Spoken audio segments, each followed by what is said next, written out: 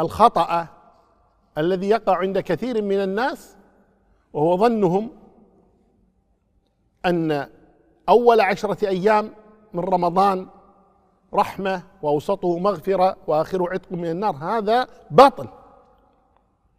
رمضان كله رحمة، رمضان كله مغفرة، رمضان كله عتق من النار في كل يوم. وهذا الحديث أوله رحمة وأوسطه مغفرة وآخره عتق من النار حديث باطل لا يصح عن النبي صلى الله عليه وسلم، ولا تجوز نسبته إليه صلوات ربي وسلامه عليه.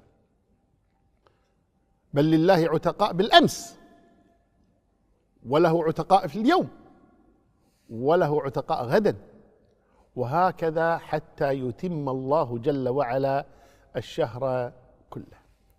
إن الخسارة كل الخسارة أن يخرج هذا الشهر ولم نغير أنماط حياتنا، لم نقترب من الله أكثر، لم نبتعد عن السيئات أكثر.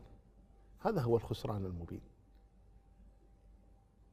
فلنحرص على أن نستثمر هذه الأوقات، هذه الأيام، هذه المواسم بما يرجع علينا بالخير، حتى نلقى الله تبارك وتعالى ونحن في أعلى عليين.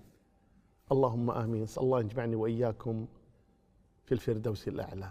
اللهم آمين.